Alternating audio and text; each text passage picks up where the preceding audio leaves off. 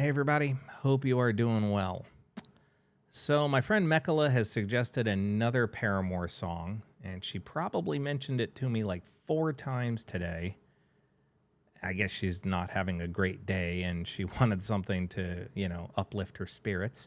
And she's been obsessed with this particular Paramore song recently. That's what she said anyway. It's a song called The News by Paramore. And so this is going to be a first-time reaction for me. I have not heard this song. But you know what?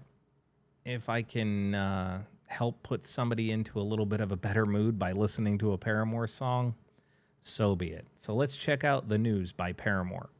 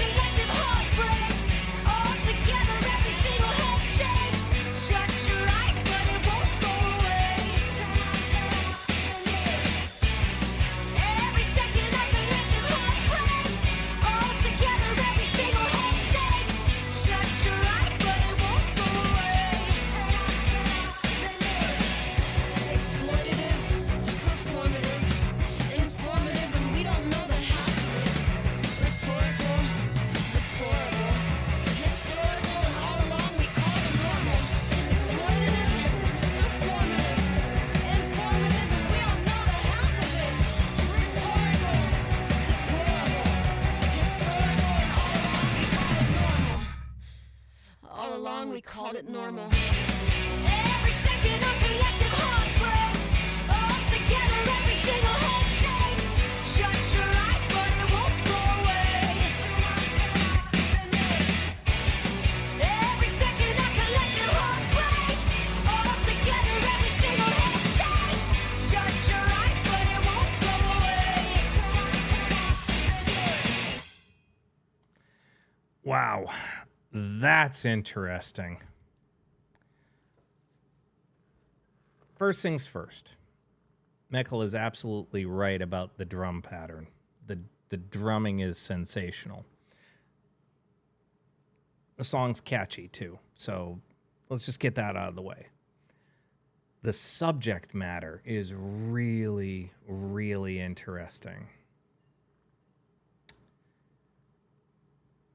I am sitting here trying to think about how I can comment on this and not delve too deep into politics and inequalities and the disparity between fact and fiction.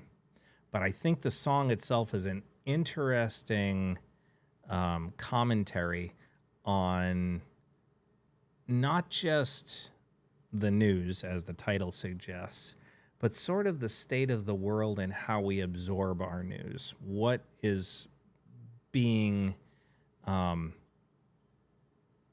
presented to us on a no longer just a daily or nightly basis, but a minute by minute basis based upon what we get spoon fed by the algorithms on our social media outlets.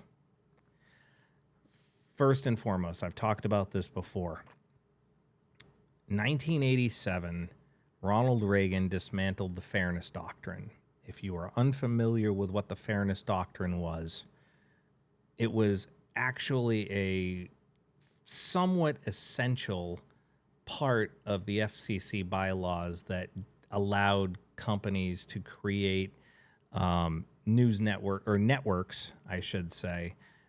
It was part of the thing that required media outlets, television and radio, to present a certain amount of unbiased news coverage for the betterment of the public.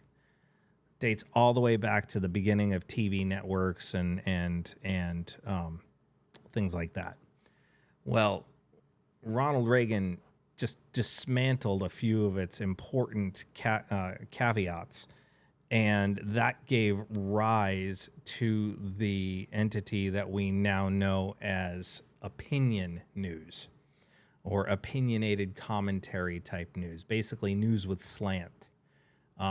They were no longer required to have an equal and opposite counterpoint, or let's put it to you this way, fair dissemination of the news. It now could lean left or lean right depending upon what was going on. And that gave birth to things like Fox News and MSNBC and CNN, but also commentators like Rush Limbaugh and then eventually Bill O'Reilly, Tucker Carlson, what have you, Rachel Maddow, so on and so forth. At the same time, it started the dissolving of independent media across the country. And what I meant by independent media at the time was back in the late 80s or the mid 80s, when you looked at the news outlets in the world, you only had like 3 or 4 networks, independent sources, like you had multiple newspapers like the New York Times, the Boston Globe, the Washington Post, the major LA Times, the major newspapers in Indiana and Washington and Florida and Texas and what have you. And all of these outlets were not massive conglomerates. A lot of them were independently owned companies. So you're talking about corporations numbering in the high, 70s, 80s, 90s of companies that were the people who brought you your news on a daily basis. Flash forward to 2023, and now we have more media outlets than ever before, but those media outlets are controlled by basically, the bulk of them are controlled by basically 4 corporations. So we went from having, a smaller number of media outlets, but owned by dozens and dozens of companies, down to an exponentially larger number of media outlets, but now owned by 4 companies that control the narrative of what people absorb. So depending upon if that network or that corporation has a left-leaning slant or a right-leaning slant, the fact that the Fairness Doctrine dissolved the requirements for those companies to present both sides of the argument fairly, as opposed to slanting dramatically to one side, you end up with this media bubble that we now all live in that doesn't really tell us necessarily the truth without bias. You end up hearing the news very, very, very slanted. And you can have 2 networks, 3 networks, 5 networks, 25 networks distributing the same exact story, but with slants hard to the right or hard to the left. And there's really not anybody who's just telling facts and truths without some kind of media bias or corporate bias. Now we refer to that as mainstream media or corporate media today. Thanks to the internet, to a certain degree, we have much more independent media that's available out there. But even that is always going to be presented with some kind of a slant. Whether you're talking about independent journalists with, the Young Turks or the Majority Report or The Hill, or you're talking about people on the other side with Media Matters or Politico or whatever it is, they all have their individual slants. And so you got to sit back and you have to really hear what news is presenting you and decipher what the facts are. You have to be able to be engaged into the digging through of all of the slants to figure out where the truth lies. And somehow or another, the truth generally lies somewhere in the middle. And you got to get rid of all the fluff and all the pandering to actually figure it out. And when it comes right down to it, I've said this before and I'll say it again. I personally believe a lot of the messaging that's going out there is corporate messaging that is designed through its culture war narratives to divide us so we're distracted from the robbery that's happening, that's making the rich richer and the poor poorer. And it's widening the gap, the income gap and the income disparities between the working class and the top 1%. Because the top 1% owns the corporations or runs the corporations that then own the media that disseminates that information out to a vastly larger public than the independent media is actually able to reach. That's probably more political than I should have gotten, but it's all true. I mean, it's frankly, it's all real. And so I get a little bothered by people who want to not listen to the news or who don't want to engage, because those are generally the people who complain the most about the way the world is working, but they're not engaged in the conversations to try to make it better.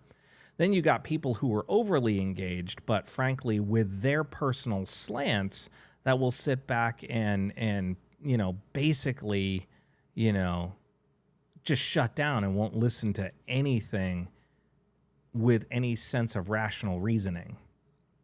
They believe what they've heard.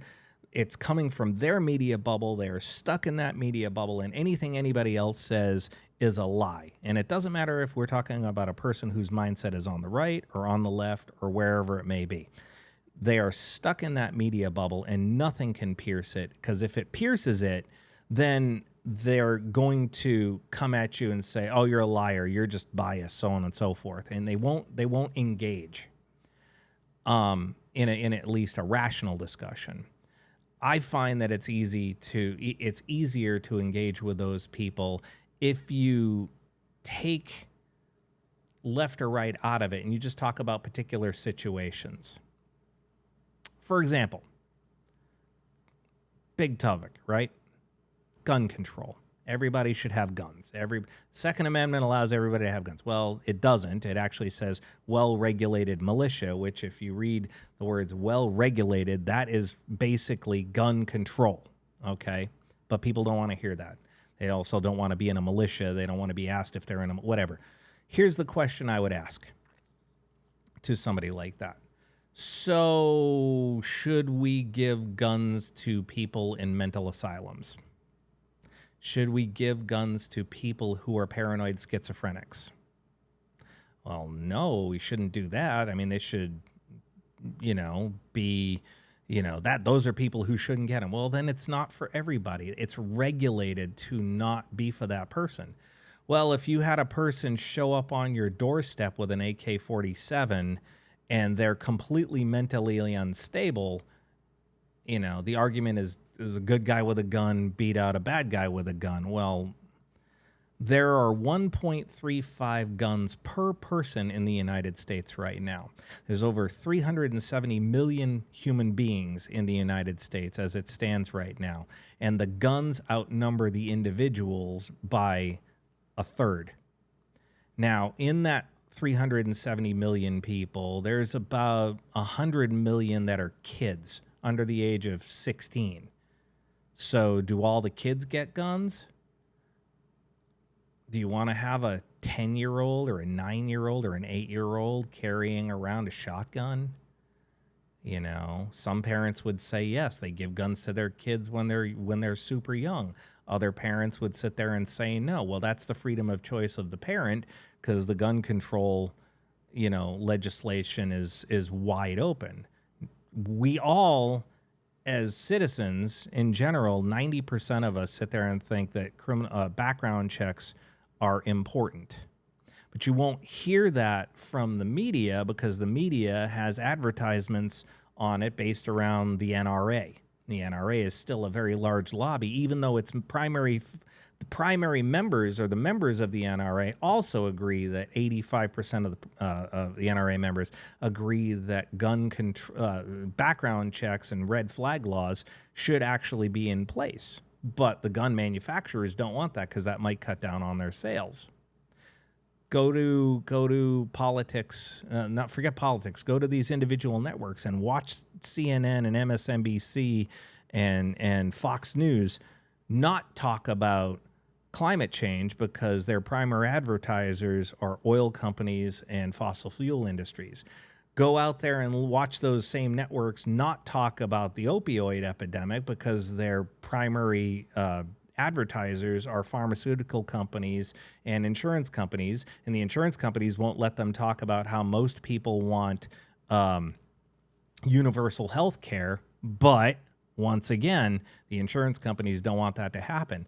The truth of the matter is, when it comes to the news, what you really need to be paying attention to are the advertisements in between the stories, because those advertisements will tell you exactly where these corporations' money is actually coming from and who they are really serving, which is the companies that pay them to broadcast. The same people who pay the politicians to screw over the American public, because, again, if it weren't for bribery, legalized bribery with Citizens United, amongst other things that have come up in politics. Without Citizens United, then we don't have the legalized bribery that's going on in Congress and in the politics of today, that basically does away with the betterment of the citizenry in favor of the betterment of the corporations. Essentially, we're being run by international companies, including the one that I'm broadcasting on right now, which is YouTube, which is owned by Google. Well, what does Google have? Google's spying on everybody. You know it is. God, I'm sorry. I did not mean to go off on a tangent about this. I really do apologize. I get worked up about it. I do. I get worked up about the news and how people fall victim to narratives that essentially work as propaganda, and it just gets brainwashed and beaten into people's heads. And not everybody has the time to dig through the muck and the mire of it all to actually understand the reality of what's the undercurrent of everything that's going on. And then again, she's sitting there, saying, turn off the news. But the problem is, if you ignore the news, it doesn't change the fact that shit's happening to you. It doesn't change the fact that what's going on in the news does have a way of affecting you. Yes, there's a war around on the other side of the planet right now. There's wars everywhere. The United States is one of the most warlike nations of all time. The country has been around almost 250 years. It'll be the 250th anniversary of the U.S., at least according to the stating of the Declaration of Independence in July 4th, 1776, which means 2026 will be the 250th anniversary of the country. That's 3 years away, okay? The United States has been at war or in some kind of military conflict. I think it's 218 or 220 something years of its almost 250 year existence. Whether you're talking about the American Revolution, the Spanish-American War, the War of 1812, yada, yada, yada, all the conflicts from Grenada to the Bay of Pigs to, the Cuban Missile Crisis to the Cold War the United States has been in some war or some military conflict for better than 90 1% of its existence. Okay?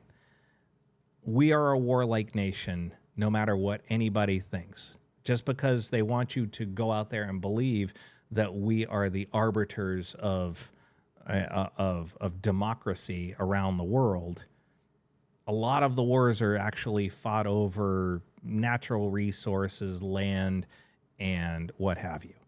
I mean, frankly, the only thing we're doing in the Middle East right now is protecting oil rights. Sorry if you don't want to hear that, but the reality of it is we're fighting for the oil companies. Happens all the time. It's been happening for the last 50, 60 years. Okay? It's not the spread of communism. It was at one point. It was. We were worried about that after World War II. Today, that's not as big a thing as it is right now. We're worried about losing our capitalistic edge to countries like China and what have you. I mean, everything has to do with money. Whether you're talking about the laws that get passed in this country or the conflicts that we're involved with around the world. And the two things that have caused more death in this entire world are money and religion. Simple as that. Go all the way back to the dawn of man, before money even existed. It was all there. The conflict between warring tribes was about land and or what was on that land. You know, whether you're talking about middle of Africa or the middle of North America, the conflicts between different, tribes and entities around the world has been about what you have that I want, or what I have that you want, so let's fight over it. And then religion was invented, and it became, oh, God said to do this. Well, everybody that's at war thinks their God is on their side, no matter whether it's some Viking god or the Greeks or the Romans or Christians or whatever it is. Everybody thinks that God is on their side. And the one overriding fact is, as much as people think their God is omnipresent and everywhere and it's going to defend them, the only omnipresent entity in the entire world is the world itself, Mother Earth. And with all the fires and floods and earthquakes and hurricanes and tsunamis and natural disasters that are going on out there, and the temperature rising and the losing of the ice shelves down in Antarctica, and the destruction of the permafrost and the glaciers up north, the planet is basically going to flick us off like a gnat. It's just going to flick humanity off, and then it will give life to something else that will take our place. Okay? And humans as an entity actually have something that the dinosaurs and previous pestilence that the earth flicked off in centuries and centuries ago. The one thing we have is we have the ability to actually reverse it, but we choose not to because money overrides life. Money circumvents the life that's on this planet. In other words, greed is the cause of everything that's gone wrong. And it's not a left and a right thing. It is not a Republican and Democrat thing. It's not a progressive or liberal and conservative thing. That's the smoke show. That's the things that they put out there. They start talking about,